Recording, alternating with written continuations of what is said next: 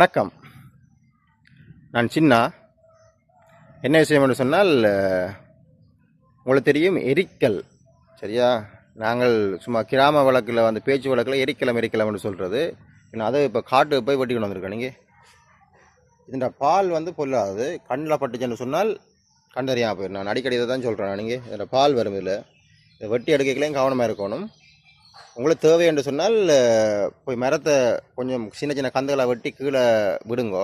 அப்புறம் கொஞ்சம் எடுத்தாலும் அப்புறம் எடுத்துகிட்டு வரலாம். உடனே எடுத்தீங்கன்னு சொன்னால் பாலால் ஆபத்துகள் இருக்குங்க. உடனே வெட்டிங்கன்னா இப்படி டக்குன்னு பால் வந்துகிட்டு இருக்கும். அது மாதிரி இந்த இலை எடுக்கலையும் அப்படி பால் வரும். என்ன விஷயம் என்று சொன்னால், நான் இதுக்கு மேல் போட்ட வீடியோவில் நீங்கள் பாருங்கோ, எங்களுடைய வீட்டு தோட்டத்தில் இருக்கிற இந்த கத்தரி, மற்றது மிளகை, மற்றது என்ன வச்சுருக்குறாங்க, தக்காளி, அதெல்லாம் இப்போ கத்திரியை தவிர மற்றெல்லாம் காய்க்க ஆரம்பிச்சிருது. பின்ன அதோட பூவை அதிகரிக்கிறதுக்காக, சரி, அதிகமாக காய்க்கிறதுக்காக நான் இந்த எரிக்கல் இலையை போட போகிறேன், பசலையா. ரைட். இது பார்த்தீங்கன்னு சொன்னால் பெரும்பாலும் தென்னம்பிள்ளைக்கு தான் பாவிக்கிறவங்க. தென்னம்பிள்ளைகள் பூத்து காய்க்கிறதுக்கு சில இடங்களில் பெரிய தென்னம்பிள்ளையாக இருக்கும், ஆனால் காய்கள் இருக்காது, காய்க்காது. சில இடங்களில் தென்னம்பிள்ளை, சில இடங்களில் காய்க்கும். அந்த ஒல்லி என்று சொல்வார்கள். காய்க்கும், ஆனால் அது உள்ளுக்குள்ளே தேங்காய் இருக்காது. சும்மா அப்படியே சின்ன சின்ன அந்த சூம்பி விழும்.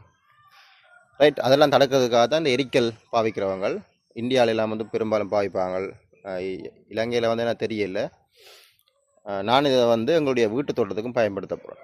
ரைட். வீட்டு தோட்டத்துக்கும் பூவை அதிகரிக்கிறதுக்காக நான் சின்ன ட்ரை தான், டெஸ்ட் ட்ரை. ஒரு நாளுமே நாங்கள் அப்படி போட்டு பார்க்கல, சும்மா போட்டு ஒரு ட்ரை ஒன்று பண்ணி பார்க்க போகிறேன். ரைட். அதை போடுவோம்.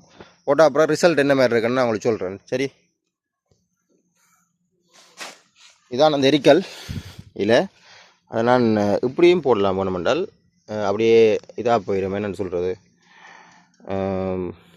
நாளடைவில் அது மண்ணோடு சேர்ந்துடும். இல்லாட்டில் ஒடித்து விட்டு இப்படி சின்ன சின்ன இலைகளை ஒடித்து விட்டு எடுத்து,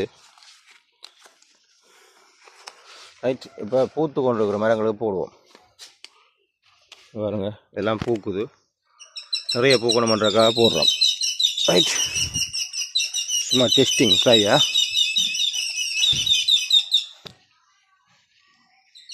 அப்படியே பாருங்க, அப்படியே போடுவோம். அதனால் பூச்சி கொல்லியாக இது இருக்கும். இப்போ பூச்சிகள் இதில் இருக்கிற அந்த பாலை குடிக்கிறதுக்கு வருமன்பார்கள். வயல் நிலங்கள்லேயும் இந்த எரிக்கல் மரங்களை நாட்டுறவங்க. அதுக்கு தான் அங்கால பக்கம் இருக்கிற மரங்களுக்கும் போடுவோம், செடிகளுக்கு.